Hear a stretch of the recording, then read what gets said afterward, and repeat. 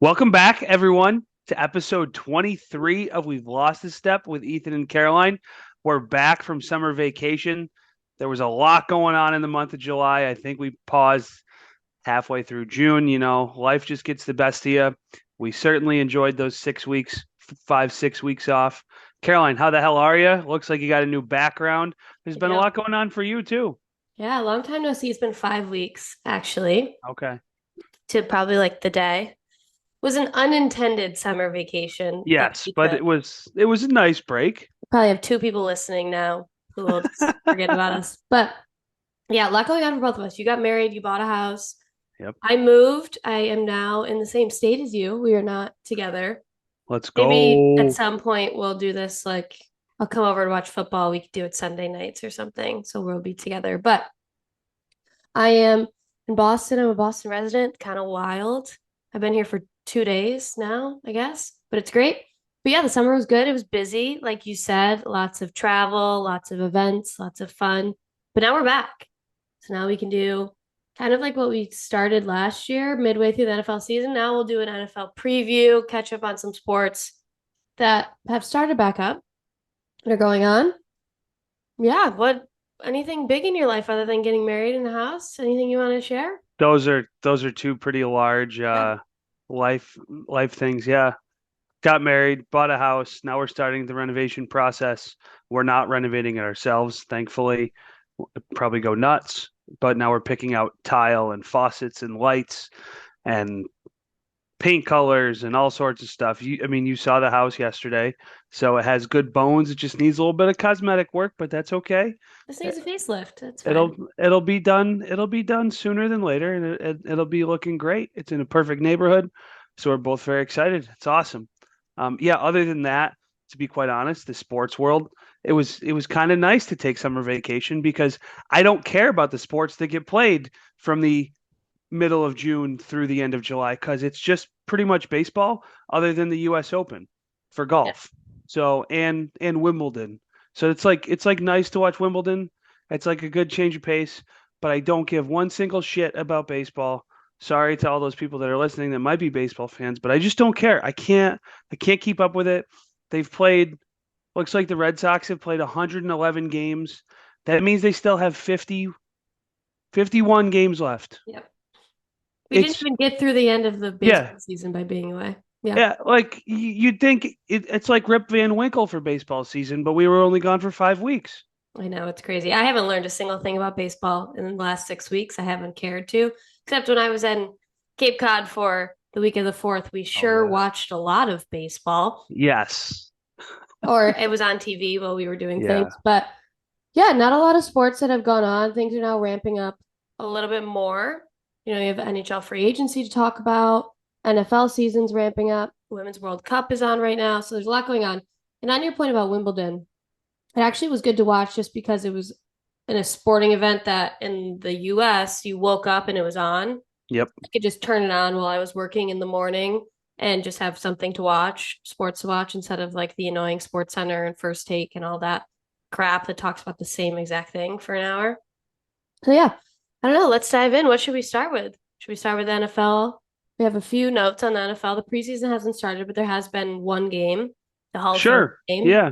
I did watch 3/4 of it, which is sad. I don't even. You must have been so bored I mean, it was a Thursday night. Like, to what? have like to subject yourself to Jets versus Browns. Like, first of all, why did they pick those two teams? Number one, was it because Darrell Revis and Joe Thomas went into the Hall of Fame?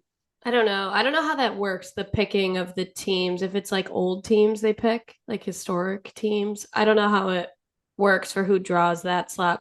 It's kind of weird because they're in the middle of like they still got like 80 dudes on the roster at that point. Like I they haven't think they made have like 90. they have like no cuts left. So I don't even know who anyone on the field is. Like no name other than Zach Wilson played for a quarter and made one throw that was nice, and the rest was just bad. Well, that's because he stinks. Yeah. But otherwise, I mean, it was a really boring game. I don't even know who the Jets' third string is. He went in the rest of the game, and I I have. think I think he just recently got cut as of Well, today, there you go. potentially. But yeah, so Yeah. the Hall of Fame game happened. Browns won, and that's Ooh. that. I saw something the next morning that someone said it was a must win for the Jets, which was confusing. That's just funny. See, and everyone kind of was like, "What? You a must win in August? Or that's weird." Okay, but yeah, so that happened. That's kind of it. Guess there's a few other things going on in the NFL that are more like hot button topics. I don't know if you have any thoughts on the whole running back gate, as it's been coined, of just not paying any money to running backs. I mean, quarterbacks are getting like $50 million a year. Like the Giants are a good example of Daniel Jones. I think he's making like a lot, like 40 million a year or something, like crazy money. And Saquon Barkley can't even get like 10.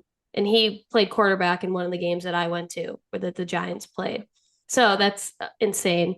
But yeah, I don't know if you have any thoughts on Yeah, this. Um, I do have some thoughts. Number one, I think Jim Irsay, the Indianapolis Colts owner, probably needs to keep his mouth shut because now he doesn't really appear to be like the greatest businessman in the world. Kind of airing out his organization's dirty laundry isn't necessarily a great look. A lot of these sports organizations are known for trying to keep things under wraps as much as possible. You mentioned NHL free agency, just like the NHL, the NFL kind of has like this hush hush. You don't talk about anything that has to do with the team that you work for. It all stays in house.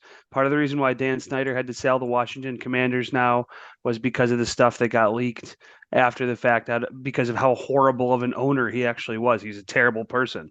yeah. So just kind of high level, Jim Irsay isn't a great guy, but that was kind of known anyway because I think he had to go. I think he's had some addiction issues in the past, so he's got some like mental health stuff going on. And then the diminishing value for running backs, I'm right down the middle on this one, to be quite honest. I can certainly understand why the teams don't want to pay the running backs those 20, 30, 40 million dollars a year. But at the same time, let's say the guy leads the league in rushing. He should probably be entitled to some sort of bonus for that, or like be then elevated into the next tier of contracts, and maybe that has to be worked into their collective bargaining agreement for the next time. But the NFL CBA is still good for like another 10 years. So these running backs are really stuck in just kind of this limbo of they have to perform so much better than everyone else in the league in order to get paid. And I don't know. I feel like Saquon Barkley, he was holding out in air quotes, and then all of a sudden he signed his deal for $11 million because he's like, if I don't sign my deal, I'm just going to keep getting less and less and less, and then he's going to make $4 million. Like you have to take as much as they're willing to give you Yep. at a certain point. Like, and if you're still under contract and you're making your $9 to $12 million a year, you're still a professional athlete making $9 to $12 million a year. So I can certainly understand where they're coming from. But if you're under contract, you probably need to play that contract out and then like just perform at the level that makes you get the $20 million a year. Yeah. I'm not sure, but Yeah, I think it's interesting because it's such a different position than other positions. Now, a lot of the discourse is around, which is true. I think the average years played for a running back compared to like a wide receiver or another playmaker on the offense is far less. So they're playing for less years. So the thought process is like we're important for 6 years. Let's say we should be compensated differently because we're not going to be around for 12 or 13. But which I think is an argument, as well as I know people have said that they want to negotiate in the CBA that maybe running backs can leave college earlier, so they're younger when they're entering the NFL. Which is just a thought of like if we get them in earlier and then they're only making 8 million compared to a 40, at least they're accruing the money earlier than everyone else or faster. I don't know. It's so confusing. I mean, like Christian McCaffrey, I think makes the most, but he can play in every situation. So if you have just like a hard, like just run power back, like you're not going to make as much because you're not utilized as much. I don't know. It's definitely interesting. I think it's interesting that owners are now willing, like Jim Irsay, to just say, like, it doesn't matter. He's not getting the cash. Where before, I think it was like, oh, we'll see like what happens in contract negotiations. But I think it's interesting for the future of the NFL and where they want to go and where the game's going more pass oriented. But I guess we'll see what happens. I mean, some teams it doesn't even matter who their running back is. Like I don't like let's say the Chiefs. I don't even know who their running back is. Like it doesn't matter who he is. Like they're still going to be good. So Yeah, they have I think his name's like Isaac Pacheco or oh Isaiah right. Pacheco. He was a seventh round pick. So they're paying him like $600,000 a year. He's Yeah. making he's making nothing compared to Alvin Kamara and Christian McCaffrey and all that. But some guys are willing to do that in order to always be in contention to win a Super Bowl, kind of always be on that team and be like the role player that everyone wants to have, right? Because there's no way that Pacheco has the same role on the Las Vegas Raiders that he Yeah. has on the Chiefs because the Chiefs have Mahomes, they have Travis Kelce, and they have these other players. Well, actually, that's kind of all they have at the moment now because they lost Juju Smith-Schuster And and Nicole Hardman. Mecole Hardman, but they have Kadarius Toney, but he's always hurt, and that guy seems like a real piece of work anyway. Yeah. So they don't have as much as they've had in the past because you can't keep all those guys forever. It's just not possible. And in the NFL, because the skill players like the wide receivers, they're now demanding 25 to 35 million dollars a year. Mahomes makes his 50 million dollars a year, which is just an absolutely absurd number. And then, I mean, eventually you got to pay guys on defense to keep the other team out of the end zone. Yep. So, and it's something the Bills are about to run into as well because Josh Allen's contract kicks in this year. They pay Dawson Knox, they pay Von Miller, they pay Stephon Diggs. Gabe Davis is going to have to be the guy that doesn't make as much money. So eventually he probably won't be in Buffalo anymore because he's going to outplay what he's willing to get paid in Buffalo unless they're like, okay, we're not going to pay half the offensive line and then our quarterback's going to get killed, but they pay him the most money on the team. So Yep. it's kind of just the whole thing in pro sports. Salary caps make it so there are no super teams, right? I guess in baseball they can pay a luxury tax. I believe in the NBA, if you exceed the cap, you can also pay some sort of tax. But in football and in hockey, you can't go over the salary cap. Yep. And if you do, you then take overage penalties, so then it comes off the top of your cap for the following season. So like if you pay too much in bonuses, it then comes off the cap. And let's say the Boston Bruins, for example, for this upcoming season, they're now operating $3 million below the salary cap ceiling because they paid out so many bonuses in the last year and a half or two seasons, whatever it is. So eventually it all catches up with you to kind of keep the playing field as equal as possible. So it's just the salary cap era. Yep. And there's no LTIR we talk about in the NHL Nope. all the time in the NFL. So if a guy tears his ACL in week one, you can't knock his cap off the cap space for the rest of the year, which you should be able to do that with how many injuries there are. But that's also kind of the point of not the point of where the NFL is. Like not there's definitely more guaranteed money. It's where it's trending, but that kind of wasn't the trend in years past of guaranteed money on these contracts either. So that's how Speaking, yeah. yeah. Speaking of guaranteed money, the Texans' first round pick, I believe it was CJ Stroud. Um, he got all his money on his 4 year deal up front. Good So for he him. got it all up front. He's like, I can't remember exactly what we talked about, but we've talked about him a lot about how he made that comment on the Ohio State University and having to go to class and having to be smart to play football there and all this stuff. That's the smartest thing he's done He hired is a good take his agent. money up front. Hell It's yeah. like If he it's like doesn't play, it's like $29 million over 4 years. I'll just take it all. Thanks. yeah. I mean, what if he sucks? If they go 1 in Right. 15 or 1 in 16 for the next 4 years, it doesn't matter. Yeah. But I don't know. I guess we'll see. But you did mention keeping things in house in the NFL and a lot of these leagues. Yeah. But kind of what are you? This is a little old news now at this point. I It's did write fine. these notes last week when we were going to record.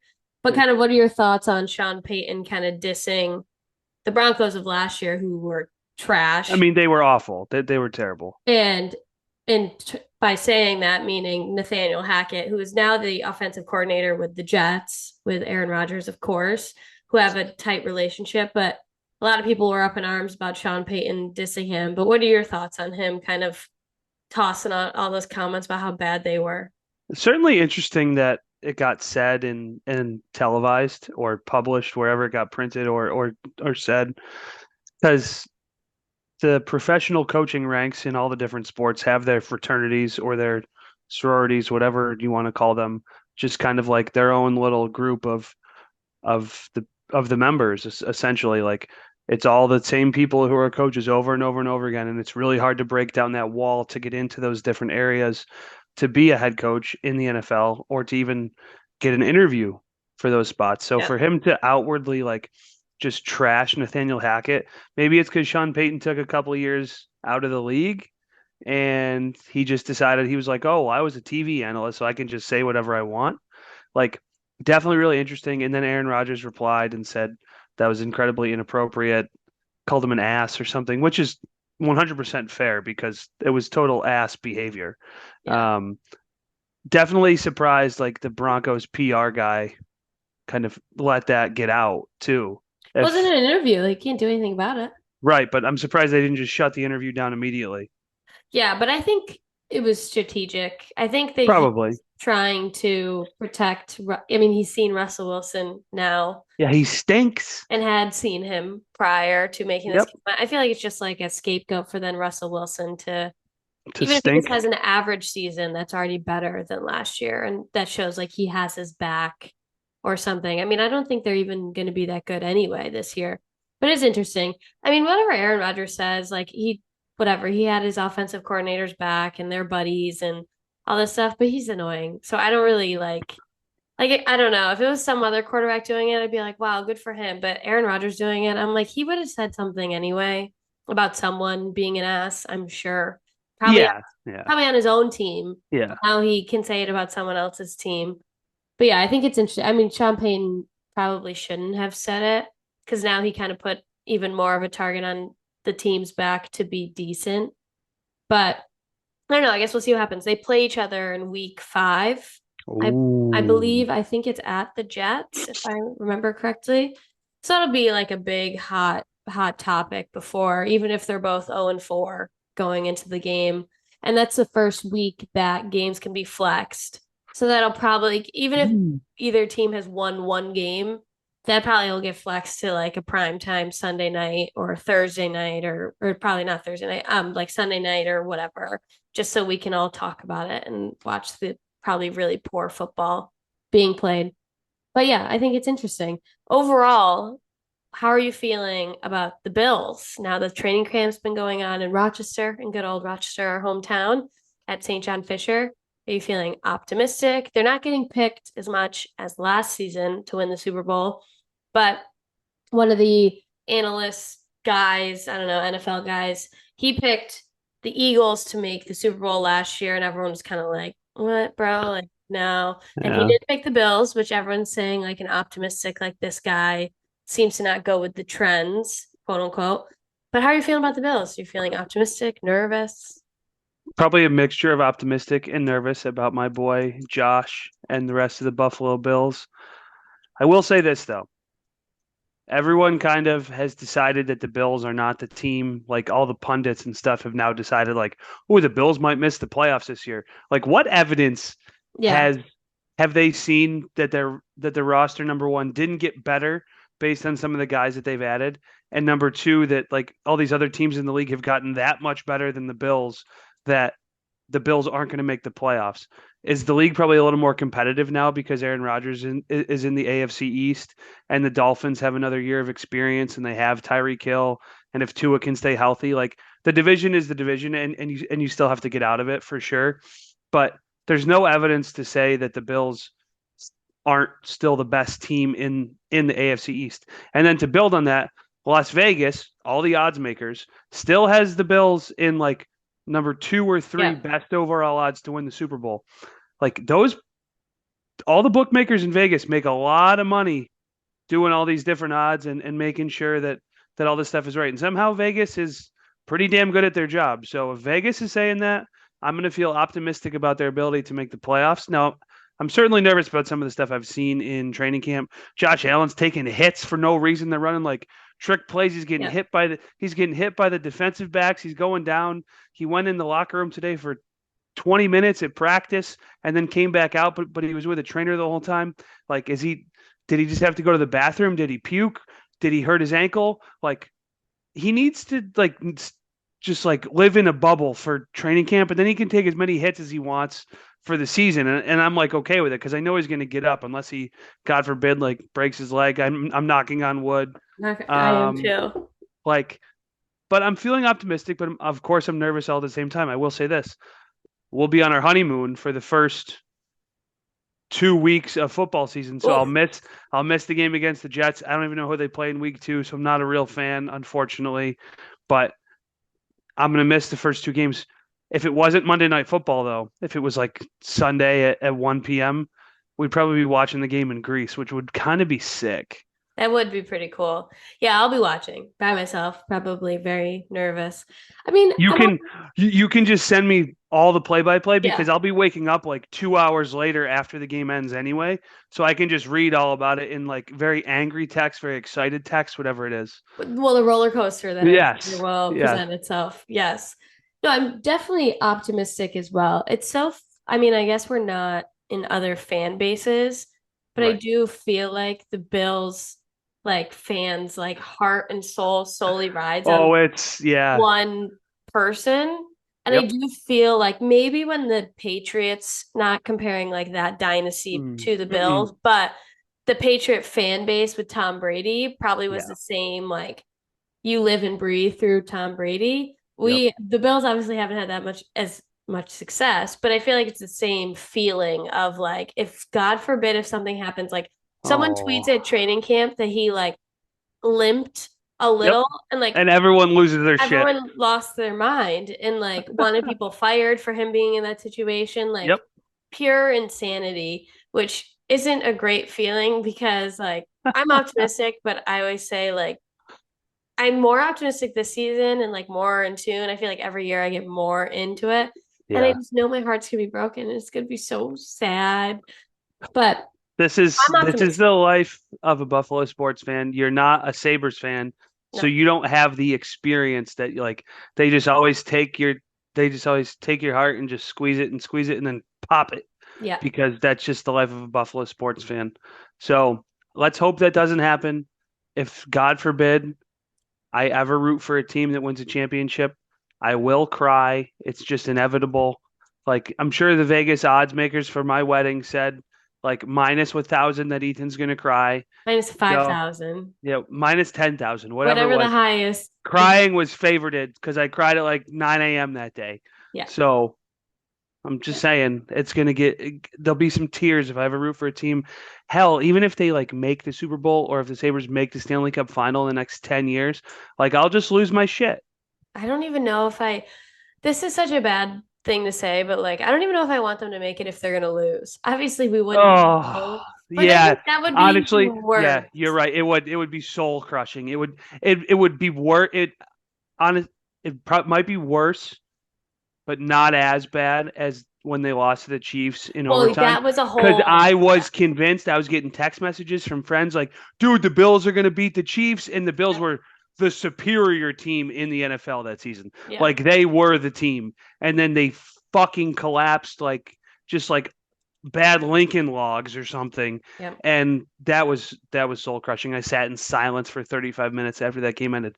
Just sat there in dead silence. Like what the hell has happened? And I've never even watched the highlights from that game and I never will. No, I never will either. Absolutely not.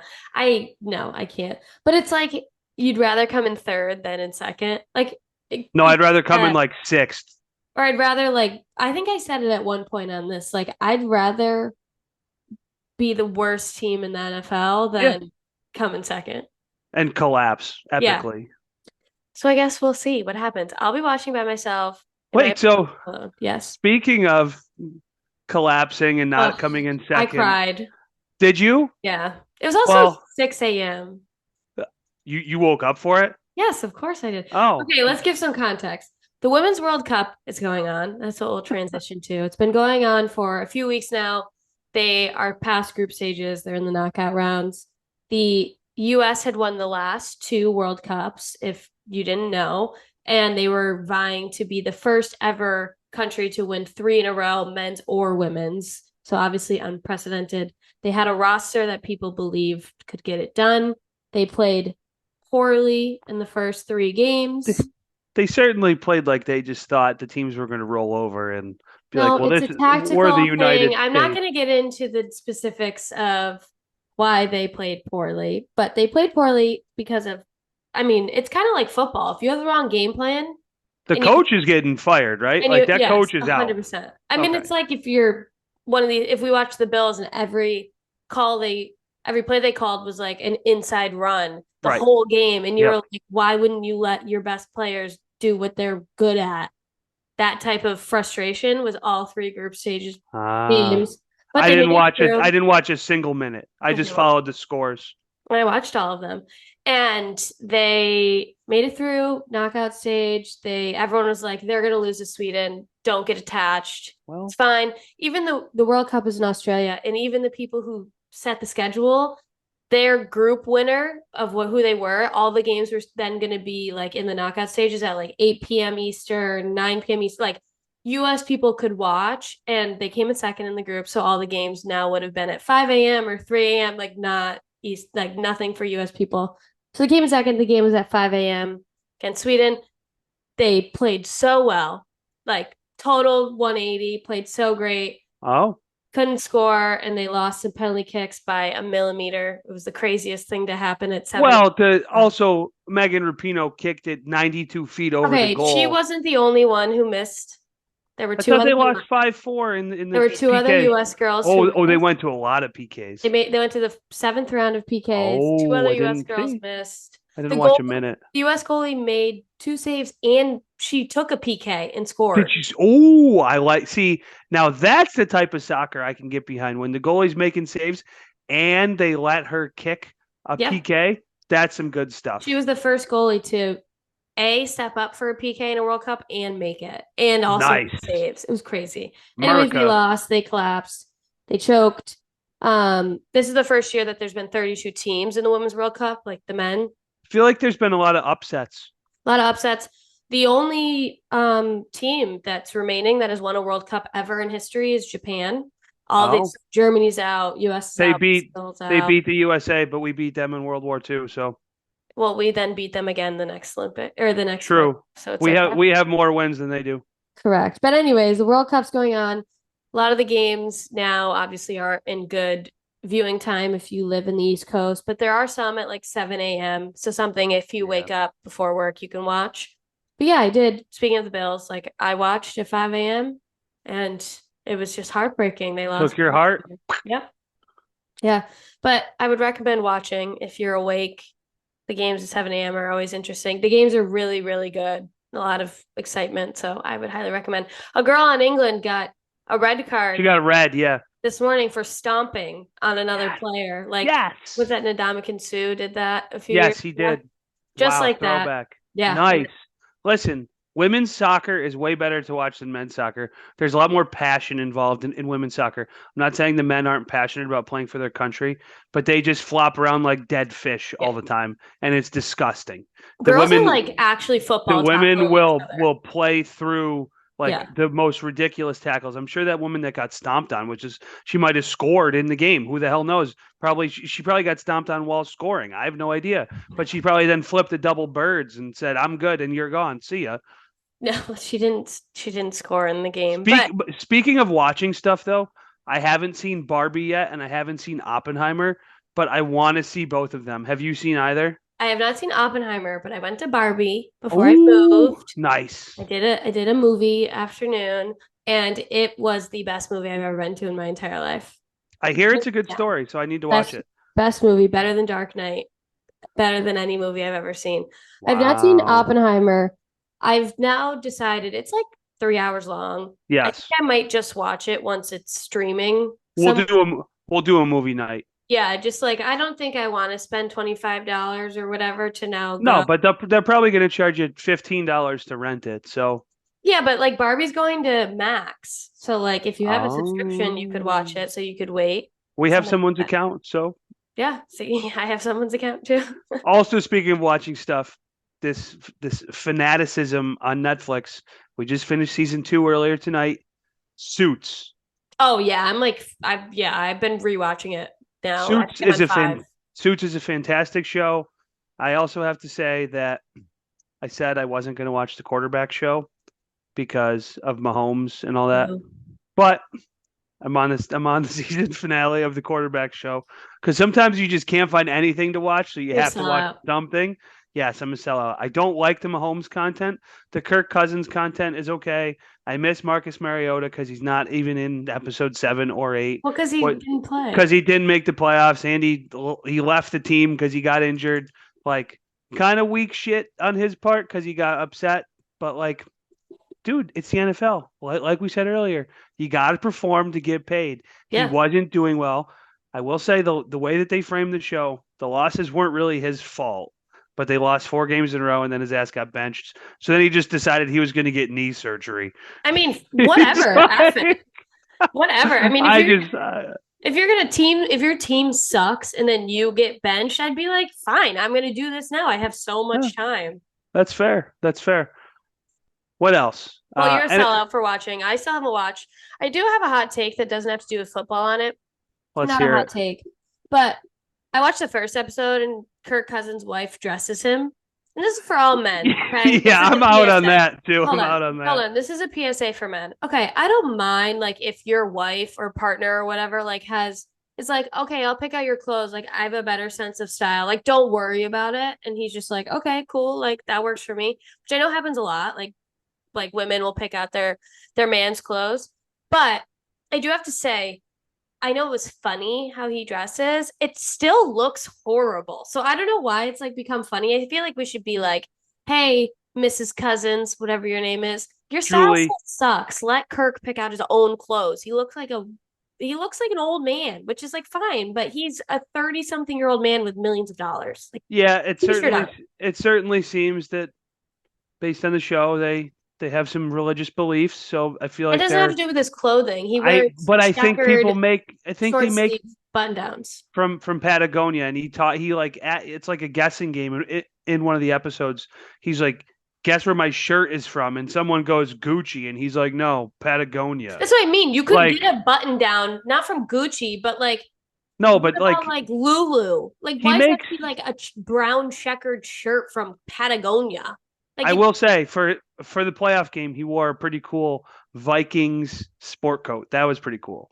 okay, but that's Like different than like the I first game know, was like, it's I fall, so I know. put him in a brown shirt. Like, what? Yeah.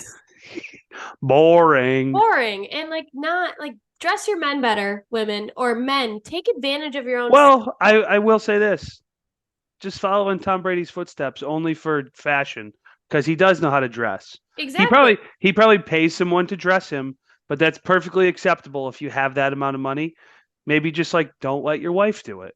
Dudes need like 4 shirts they could rotate. I can vouch. I wear the same 4 or 5 things over and Yeah. over and As over. long as you find 4 or 5 things that are like a white or a black shirt that Yep. you like, you probably look fine. And put a Yep. sweater on it in the winter, and you're Yep. good.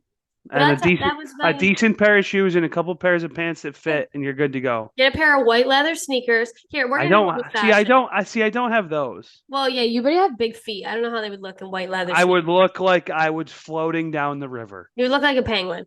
Yeah. But this is what I'm telling men. Get a nice pair of fitted jeans, a little darker wash, Yep. no rips or anything, you grown men.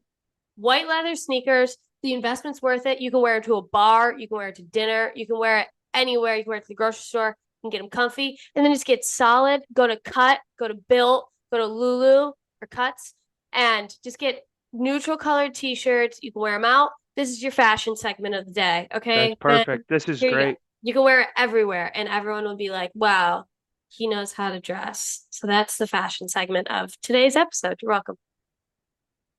I don't know how we got there.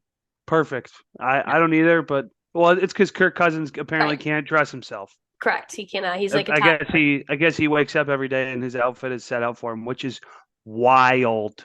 I mean, whatever. I guess you make the millions. Who cares? But Wild. that was my take from the one episode I watched. But I guess before we go, do you have pre the season starting any NFL hot takes? Who's gonna win? Who's gonna stink? Anything? Anything on the top of your head? Not particularly. You know, I've been reading this NFL hot take section in our Google Doc for a week, and I haven't really gotten into like what I actually think about the NFL season.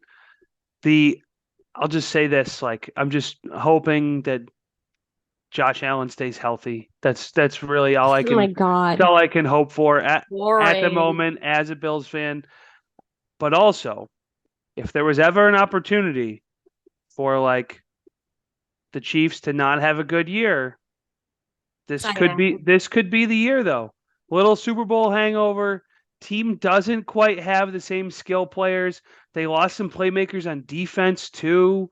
Like if there was ever a year where maybe like the Bengals think they're a little bit better than they are, the Chiefs are on a hangover, and then those little underrated Buffalo Bills, they just kind of crawl up in there and This doesn't sound like a bam. hot take. This sounds like hope. It doesn't sound like, Well, maybe I mistook the word hot for the NFL hope take.